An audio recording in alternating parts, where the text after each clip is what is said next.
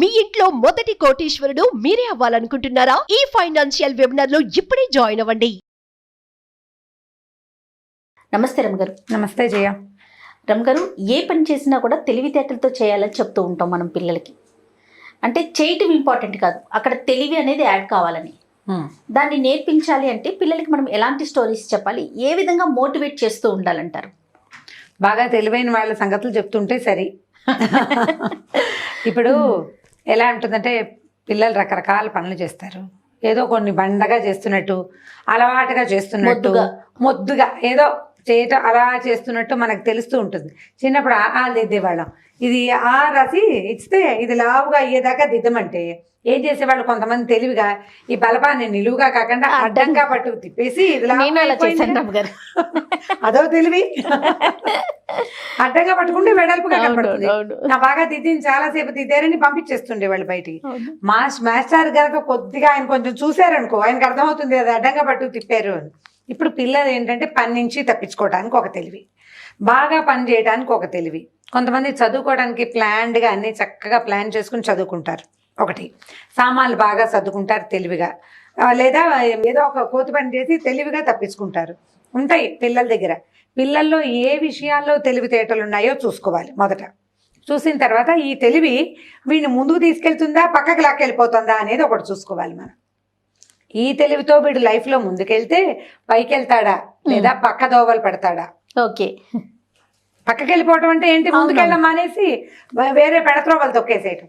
అది చూసుకున్నప్పుడు ఈ తెలివిని కొద్దిగా ఇలాంటి వాటిలో వాడద్దు, మామూలు దాంట్లో వాడుకో, ఈ పని మంచిది కాదు అని చెప్పుకుంటూ ఉండాలి. అంటే తెలివి మంచిదానికి ఉపయోగించాలంటారు.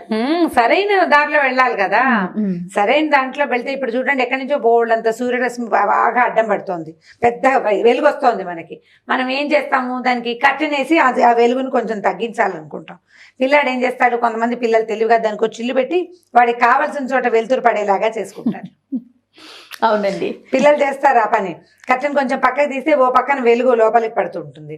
సన్న హోల్ చేశారనుకో సూర్యరశ్మి ఇట్లా హోల్లో నుంచి పడి దారగా పడుతుంది, ఇంట్రెస్టింగ్ గా ఉంటుంది. అవన్నీ తెలివితేటలు. అలాంటివి చూసుకోవాలి. ప్రతి తల్లి చూడాల్సిందే. మా అమ్మకి నాకు తెలివి లేదు, నాకు తెలియదు, మా పిల్లలు తెలివిలో మాకు అర్థం కావట్లేదు అంటే ముందే చవటం చేసేస్తారు పిల్లలు తల్లి. అందుకని మన తెలివి తక్కువ తనాలు వాళ్ళకి అందనివ్వకుండా వాళ్ళ తెలివి ఏమిటో మనం అర్థం చేసుకుని ఓ లైన్ లో పెట్టుకుంటూ ఉండాలి. తెలివి గల కథలు కొన్ని చెప్తూ ఉంటాం కదా మనం. అక్బర్ బీర్బల్ కథలు చెప్తున్నాం మనం, ఆల్రెడీ మొదలు పెట్టాం. ఒక బీర్బల్ కథ చెప్దాం. బీర్బల్ ఎలాంటి తెలివి అంటే చాలా చిక్కు ప్రశ్నలకి సులువైన సమాధానం చెప్పేవాడు. ఈయన సులువైన సమాధానం చెప్పింది ఒక పెద్ద కథ, ఒక చిన్న ఊరికే చిన్న విషయం చెప్తాను. ఒక వర్షాకాలం అట యమునా నదికి వరదలు వచ్చింది. అక్బర్ గారి ఇల్లు, ఆయన పడుకునే కోట ఇల్లు అని కూడా ఆయన రూము ఈ యమునా నది సౌండ్ వినపడే వైపుకి ఉంది ఆయన గది. గాలి బాగా వస్తుందని చివరి వైపుకి, అంటే కార్నర్ రూమ్ అనమాట. అయితే ఏమైందట, ఒకనాటి రాత్రి వర్షాలకి వరదలు వస్తున్నాయి కదా యమునకి, ఈయనకి ఎందుకో మెలకు వచ్చింది. మంచినీళ్ళు తాగటానికి లేచాడో ఏమో. ఈ లేచినప్పుడు యమునా నది హోరు ఆయనకి ఏడుస్తున్నట్టుగా వినపడిందట. ఓహో, బాగా చూస్తే యమునే ఏడుస్తోంది తెలిసింది. మర్నాడు పొద్దున ఆయన సభలోకి యమునా నది ఏడుస్తోంది, ఎందుకు ఏడుస్తుందో చెప్పండి అని అడిగేట. ఎవరికైనా తెలుసా? యమునా నది ఏడవటం ఏమిటి, ఆవిడ మనిషి కాదు, నది ఏడవటం ఏమిటి, నది హోరు అది అనేసరికలా అందరూ మొహమొహాలు చూసుకున్నారు. అక్బర్ చాలా చింతాక్రాంతులైపోయి, మన దేశంలో ఒక నది మన రాజ్యంలో మన పక్కనే ప్రవహిస్తుంది, స్త్రీ, నది అంటే స్త్రీ కదా, ఆమె ఏడుస్తుంటే ఆమెకి ఏమీ సమాధానం చెప్పలేకపోతున్నాం మనం, నాకు చాలా దిగులుగా ఉంది, రాత్రి నుంచి నాకు నిద్ర పట్టలేదు అన్నట్టు. భలే ఓడండి అక్బరు. ఇప్పుడు పాదుషా జహాపనాలకి పెద్ద పెద్ద కింగులకి ఇలాంటి ఆలోచనలు వస్తే మిగిలిన ప్రపంచం అంతా ఏమైపోతుంది, ఆయన ఎంతసేపు ఆవిడ ఏడుస్తుందని దాని గురించి ఆలోచిస్తే రాజకార్యాలు ఎవరు చేస్తారు?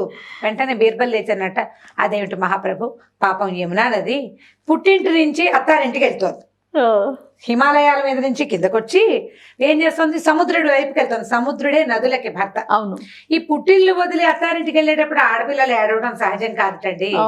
మన అమ్మాయి అయినా ఏడుస్తుంది, అందుకని ఏడుస్తుంది. ఓ పాపం, అవును నిజం. ఒక దెబ్బతో అయిపోయింది అనమాట. ఒకే ఒక సెంటెన్స్ తో ఆయనకి రాత్రి నుంచి ఉన్న చింత ఇది సహజమైన సంగతి అన్న మాటతోటి తేలిపోయింది. అంత తెలివి బీర్బల్కి. సూపర్, బాగుంది కదా, ఎక్సలెంట్. పెద్ద కథ చెప్దాను చూడండి. రైట్. ఒకసారి ఎండాకాలం బాగా ముదిరింది మనకి. ఇప్పుడు ఈ ఢిల్లీ అటువైపు చలి ఎంత విపరీతంగా ఉంటుందో, ఎండలు అంత విపరీతంగా ఉంటాయి. మేము ఎప్పుడో 25-30 ఏళ్ళ నాడు మంచి ఎండాకాలం వెళ్ళాం. మంచినీళ్ళు తాగి గ్లాస్ అక్కడ పెట్టేసరికి మళ్ళీ దాహం వేస్తుంది జయ. అంత వేడి కాలిపోతూ ఉంటుంది. ఈ చెరుకు రసాలు తాగిన వాళ్ళని తాగినట్టే ఉన్నాం మేము. ఇక తిండి లేదు, నీళ్ళే. చలి అలాగే మైనస్ లో, చలి కూడా మైనస్ లోకి వెళ్ళిపోతుంది. ఎండలు ఉన్నప్పుడు ఏమవుతుందంటే ఢిల్లీ నగరం అంతా ఈ నూతుల్లో నీళ్ళన్నీ ఎండిపోయేవిట, అడుక్కిపోయేవి, బాగా కిందకి వెళ్ళిపోయేవి. ఒకసారి ఈ ఎండాకాలం నాటి సాయంకాలం బాగా చల్లబడ్డాక, అంటే ఇప్పుడు మనకి ఎండాకాలం, ఇప్పుడు చలికాలంలో ఉన్నాం, పగళ్ళు చిన్నవి, అవును, పొద్దు చిన్నది, రాత్రి పెద్దది కదా, తొందరగా 5 బావేసరికి చీకటి పడిపోతుంది. ఎండాకాలం పావు తక్కువ 7 వెలుగుగానే ఉంటుంది. మనం వాకింగ్కి వెళ్ళడానికి మామూలుగా ఈ రోజుల్లో 5ంటికి వెళ్తే చలేసే టైంకి ఇల్లు చేరుతాం. అదే ఎండాకాలం వాకింగ్ 5ంటికి వెళ్ళామంటే మాడి చచ్చిపోతాం, వడగొట్టేస్తుంది, వెళ్ళకూడదు. బాగా 6:30 అలా 7కి వెళ్తే బాగుంటుంది. ఈయన సాయంకాలం ఏం చేసేవాళ్ళ, ఎండాకాలంలో యమునా నది తీరానికి వ్యాఖ్యాలకి వెళ్ళేవాళ్ళు. నదీ తీరంలో వ్యాఖ్యాలకి వెళ్తే సాయంకాలం నడిస్తే కొంచెం చల్లగాలి తిరిగి కొంచెం హాయిగా ఉంటుంది. అయితే వీళ్ళు ఏమనుకున్నారంటే, అక్బరు ఆయన తాలూకు 2-3 మంత్రులు, ఒకళ్ళిద్దరు వెనకాల అంగరక్షకులు వాళ్ళు ఉంటారు కదా, ఊళ్ళో ఎక్కడెక్కడ బావుల్లో నీళ్లున్నాయి, ఎక్కడెక్కడ బావుల్లో నీళ్లు లేవు, ఏ ప్రాంతపు జనానికి నీళ్ళు అందించాలి అనేది చూసుకోవాలి కదా, దానికోసమని వెళ్ళారు. ఏవో కొన్ని చోట్ల చూశారు. వీళ్ళకి కాస్త బాగా దూరంగా ఉన్న ఒక చోట ఆవులు, కొన్ని గేదెలు అవి ఇవి కనపడుతున్నాయి. ఢిల్లీ వైపు గేదెలు తక్కువ, ఆవులు ఎక్కువ.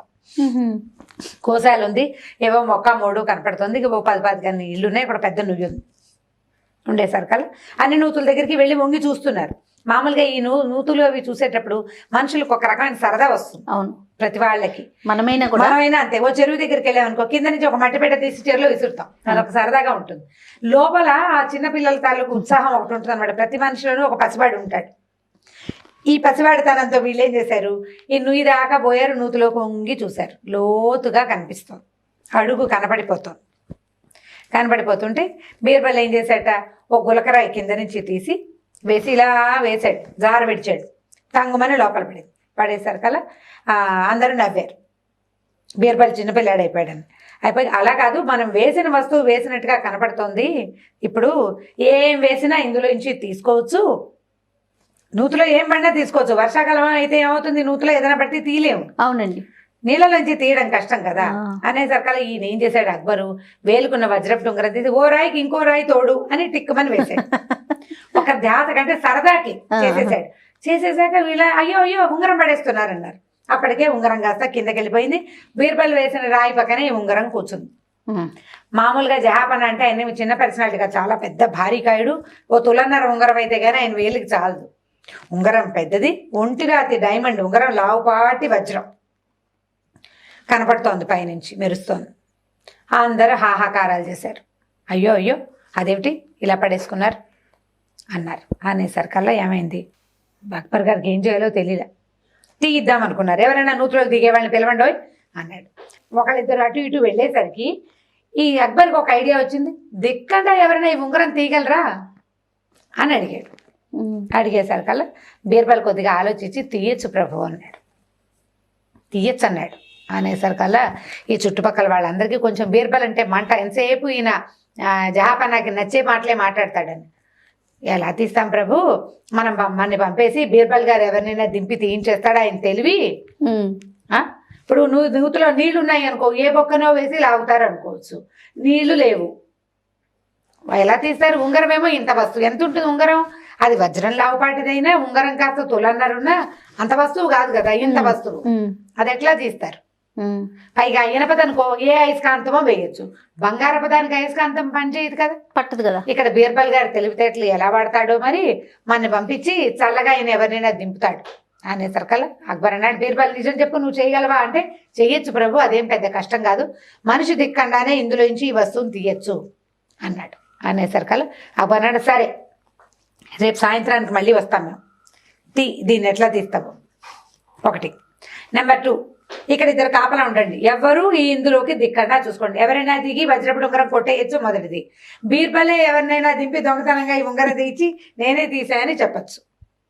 మిగిలిన వాళ్ళకి నమ్మకం కుదరాలి కదా, నాకు బీర్బల్ అంటే నమ్మకమే, బీర్బల్ నేను నమ్ముతా. అతను అఘటన సమర్థుడు, అంటే ఎప్పుడూ జరగని విషయాన్ని కూడా చెయ్యగలిగినంత సమర్థుడు, నేను నమ్ముతాను.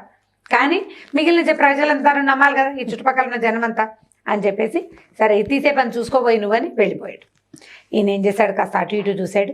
ఈ బీర్బల్ గారు బాగా ఆలోచించి అక్కడ ఒక గోశాల ఉందని చెప్పుకున్నాం కదా ముందే, ఆ గోశాల దగ్గరికి వెళ్ళాడు.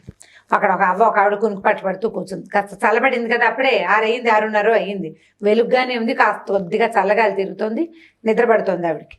ఏమన్నాడు, ఒక పేడకడి కావాలి అని అడిగాడు. దానికి ఏం భాగ్యం నాయన, ఒక కడి పేడకేముంది, తీసుకో, బోళ్ళ నావులు అన్నీ మనమే, నీకంటేనా అంది. అనేసరికి ఈయన ఏం చేశాడు, అక్కడి నుంచి ఇంత ఆవు పేడని ఎత్తుకున్నాడు చేతితోటి. తను ఇట్లా ఎగరేస్తూ బాల్ లాగా చేసుకున్నాడు.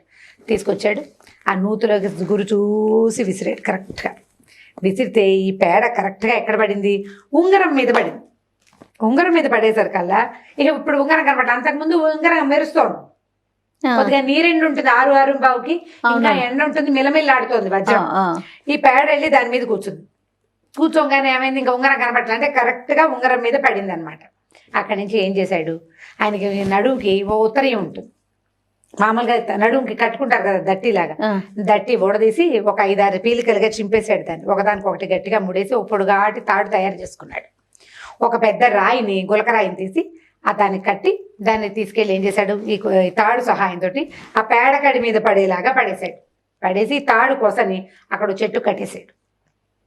అరే ఈ తాడు ఎవరు ముట్టుకోవద్దు, నూతులోకి ఎవరు దిక్కన్నా చూసుకోమని చెప్పారు కదా జహాపన, చూసుకోండిరా నాయన అని చెప్పాడు. వెళ్ళిపోయాడు ఇంటికి. తెల్లారి యథాప్రకారం సూర్యోదయం అయింది. కర్రలాడిపోతుంది ఎండ, బాగా ఎండ కాసింది ఆ రోజు. సాయంకాలం 5:30, 5:30కి జనాభా అంతా చేరారు. మరి తీస్తాడు కదా బీర్బల్ దిక్కన్నా, బీర్బల్ గారు కూడా వచ్చాడు. ఆయన ఏం చేశాడు, తాడు కట్టాడు కదా, ఈ తాడుని పట్టుకుని లాగా పైకి లాగేశాడు. లాగేస్తే తాడు చివరి ఏం కట్టాడు, రాయి వెళ్ళి దేని మీద పడింది, పేడకడి మీద పడింది. పేడకడి వెళ్ళి దేని మీద పడింది, ఉంగరం మీద పడింది. ఉంగరం పేడకడికి అతుక్కుపోయి మర్నాటి పొద్దుటి ఎండకి ఎండిపోయింది. ఈ రాయి కూడా పేడకడిలోనే ఉంది. పేడకడి అంటే ఇంత ఉండదు. ఈయన ఏం చేశాడు, బాగా ఇంత ఉండ తెచ్చాడా. ఇప్పుడు ఈ కింద నుంచి ఉంగరం అతుక్కుంది, పైనుంచి రాయి ఎత్తుకుంది. ఇలా లాగితే తొందరగా వచ్చి ఊడిపోతుంది. అలాగా లాక్కుంటూ వచ్చాడు. ఏం కష్టపడలా, తేలిగ్గా ఈ రాయికి అంటుకున్న పిడకలాగా ఉన్న ఆవు పేడ, దానికి అతుక్కున్న వజ్రము వచ్చింది. బయటికి రాగానే దట్టి పెట్టి తుడిచేసి రాజుగారి చేతిలో పెట్టాడు. ఇదిగోండి ఉంగరం. సబాష్. జనాలంతా వీడు దుంపదేగా, వీడిని ఎక్కడ పెట్టినా సరే వీడు ఇలాగే చేస్తాడు. ఆవు పేడ కడితోటి పని చేశాడు, ఉంగరం తీసేశాడు. వీడు తెలివే అని జనం అంతా మెచ్చుకున్నారు బాగా. ఏం చెప్పాడంటే బీర్బల్, ప్రతి సమస్యకి ఖచ్చితమైన విరుగుడు ఉంటుంది. ఈ సమస్యని ఎదుర్కొనే వ్యక్తి ఎవడైతే ఎదుర్కొంటాడో వాడు కూల్గా ఉండాలి. హైరాణ పడ్డాడా వాడికి ఏం తట్టదు. హేస్టీగా యాక్ట్ చేస్తే ఏమి చేయలేకపోతాం. నిదానంగా కూల్గా ఆలోచిస్తే బోల్డ్ అనే ఐడియాలు తడతాయి. ఒక సమస్యకి 10 సమాధానాలు కూడా కనిపిస్తాయి. మన జీవితంలో కూడా అంతే. సమాధానం లేని సమస్య అంటూ ఉండదు. ఇట్నుంచి నరకు లేకపోతే అట్నుంచి నరకు రావాలి. ఇట్నుంచి తీయలేకపోయావు నువ్వు, అట్నుంచి తీసుకురా. నువ్వు చేయలేకపోతే ఇంకోటి ద్వారా చేయొచ్చు. ఆ చెయ్యి నీది కాకపోతే చెయ్యి ఇంకోటిది కావచ్చు. నువ్వు ప్రయత్నం చేయాలంతే. ప్రధానంగా నీకు కావాల్సింది ఏంటి, ప్రయత్నం. కూల్ మైండ్ సెట్ విత్ ప్రయత్నం. మైండ్ సెట్ కనుక హైరాణ పడకపోయావా ఈజీగా ఐడియాస్ వస్తాయి. కాబట్టి కంగారు పడకూడదు. జహాబనా తలది ఇస్తారని భయపడితే వీడికి ఏం ఐడియాలు రావు. బీర్బల్ కాదు, అక్కడ ఇంకో మహాబలుడు ఉన్నారు, రావు. కూల్గా ఉండాలి. ఎంత కూల్గా ఉంటే జీవితం అంత సింపుల్గా ఉంటుంది, అంత తొందరగా సమస్యలు తీరుతాయి. కాబట్టి ఈ ప్లాన్ అప్లై చేసుకోండి. ఇందులో తెలివి ఉంది, సమయస్ఫూర్తి ఉంది. అవును రామ్ గారు, ఆ టైంకి తట్టాలి కదా, ఈ ఐడియా తట్టాలంటే బ్రెయిన్ని ఏం చేయాలి, షార్ప్ చేయాలి, కూల్గా ఉంచాలి. 2 ఆడవాళ్ళకు కూడా ఇదే అవసరం. ఖచ్చితంగా మనకు వాళ్ళు వస్తాయి సమస్యలు, బయటపడాలి. సమస్య వచ్చినప్పుడు కదా అది మనం ఆలోచించగలిగాలి. అది అయిపోయాకో లేకపోతే సమస్య లేనప్పుడు అలా చేస్తే బాగుండేది, ఇలా చేస్తే బాగుండేది, నేను ఇలా అంటే బాగుండేది, ఈ సమాధానం ఇలా చెప్తే బాగుండేది కాదు. అప్పటికప్పుడు చేయాలంటే నువ్వు ఎంతసేపు ఫోన్లో ఉండి ఎప్పుడు కాలక్షేపం చేస్తూ గప్పాలు కొట్టుకుంటూ పిచ్చి కబుర్లు చెప్పుకుంటూ పని పాట లేకుండా ఉంటే బ్రెయిన్ షార్ప్గా ఉండదు. నువ్వు ఇన్ టైం పడుకుని అంటే ఇప్పుడు కరెక్ట్గా టైం చెప్పాలి చేయాలి. 9:30 ఇది నీకు పరీక్ష 10:30 కనీసం 9:30 అయితే మరి మంచి చిన్నపిల్లల టైం, పెద్దవాళ్ళ టైం కాదు. 9:30కి ఇంట్లో ఆడాళ్ళు ఎవరికి పనులు పడుకోలేరు, కష్టం. 10:30 అయితే ఓకే, నీకు మెమరీ పని చేసి పెడతారు కాబట్టి తెలియట్లేదు బహుశా. కుదరదు 9:30 రమ్మగారు. మీరైతే 9:30, మాదైతే 10:30. 10:30కి పడుకున్నా 5:30, 6 o'clock నిద్ర లేచేయటం. ఆదివారం కదా అని 10కి లేస్తాను అనొద్దు, ఎర్లీగా లేవటం. నియమబద్ధమైన జీవితం, కరెక్ట్గా ఈ టైంకి. ఇవాళ సెలవు కదా, ఇవాళ పండగ కదా, ఇవాళ అది కదా ఇది కదా అని స్నానాలు, పూజలు, భోజనాలు, టిఫిన్లు అన్ని వాయిదాలు వేయటం చేయొద్దు. ఇన్ టైం చేయండి, ఇంటాక్ట్గా చేయండి. దానివల్ల మీ మీద మీకు కంట్రోల్ ఉంటుంది. కరెక్ట్గా చేయాలి. ఈ కరెక్ట్గా చేసినప్పుడే షార్ప్గా ఉంటారు. ఎలా పడితే అలాగా, ఏది ఎలా ఉంటే అలాగా, ఇవాళ రోజు ఎలా ఉంటే నా పని అలా ఉంటుంది అన్నావా, నీకేముంది షార్ప్నెస్, బద్ధకిష్టుతనం ఉంటుంది. బద్ధకిష్టులు షార్ప్గా ఉండలేరు. బద్ధకాన్ని వెడనాడండి అమ్మా, బద్ధకాన్ని పారద్రోలండి మీ దగ్గర ఉంటే. పిల్లల తల్లులకి అసలు బద్ధకం పనికిరాదు, ఎందుకంటే మీ పిల్లలకి క్యారీ అయిపోతుంది అది. అవును, మీ తెలివి క్యారీ అవుతుంది, బద్ధకం అది కూడా క్యారీ అవుతుంది న్యాచురల్లీ. అది పోయి అదొకటి వచ్చి ఇది రాకుండా ఉంటుంది ఏమిటి, ఇది కూడా వస్తుంది. కాబట్టి జాగ్రత్త పడండి, be sharp. Exactly. Thank you so much Ramma garu. Okay, క్షణం నుంచి మేమంతా షార్ప్గా ఉంటాం. ట్రై చేయండి. రైట్ అండి, ఇంకొక వీడియోతో మళ్ళీ కలుద్దాం. తప్పకుండా. ఇక ఈ వీడియో కనుక మీకు నచ్చినట్లయితే లైక్ చేయండి, షేర్ చేయండి. మరిన్ని వీడియోస్ కోసం మా ఛానల్ని సబ్స్క్రైబ్ చేసుకోండి.